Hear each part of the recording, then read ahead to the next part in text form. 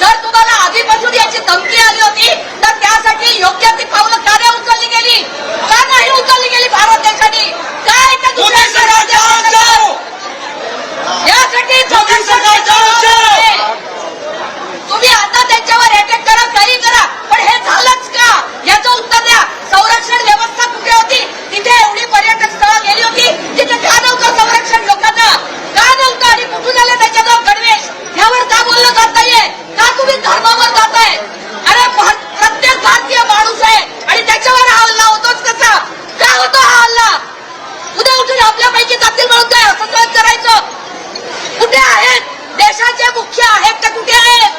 हा, ते भारताच्या बाहेर होते, आता आले भारतात आणि आता गेले तिकडे. मग आधी तुमचं संरक्षण व्यवस्था होतं कुठे? का नाही आलं ते लोक? त्याचं प्रत्युत्तर काय देणार तुम्ही? पण ही माणसं कुठून आणणार जी गेली आहेत ती? एवढ्यासाठी का जाता भारताची हे माणसं? प्रत्येक पर्यटन स्थळावर तुमची सुरक्षा व्यवस्था आहे कुठे? अतिथी देण्याचा तुमच्या मागचे जे झेड सुरक्षा आहे ना मंत्र्यांच्या मागची, ती कमी करा आणि सामान्य लोकांना सुरक्षा द्या. प्रत्येक माणसाला सुरक्षा ही मिळालीच पाहिजे. का आम्ही आमच्या देशात भिवून बघायचं? का भिवून जायचं? का आमच्या हातात हे नाहीये? आम्हालाही कायदा सुव्यवस्था कळते का? कोणी संरक्षण मंत्री नाहीये तिथे बघायला? स्वतः प्रत्येक जण बघतायत मला खुर्ची पाहिजे, मला सत्ता पाहिजे, मला पैसा पाहिजे का? आणि आमच्या दारी येतात भीक बघायला मताची.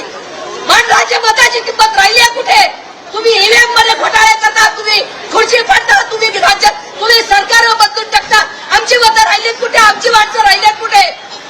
आणि आमच्या माणसाची जीवाची किंमत राहिली आहे कुठे?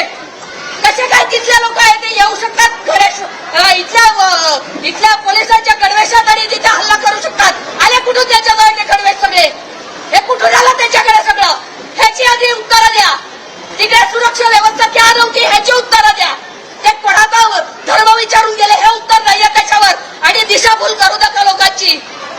तुमची सुरक्षा यंत्रणा तिथे का नव्हती याचं उत्तर द्या सरकारने. अरे तुम्ही तुमच्या ग्रुपवर पाठवायला काय आमच्या बाजूच्या सोसायटीवाले? अरे दुःख बाळगा की त्यांच्या घरातच काय वेळ आली आणि कुणामुळे?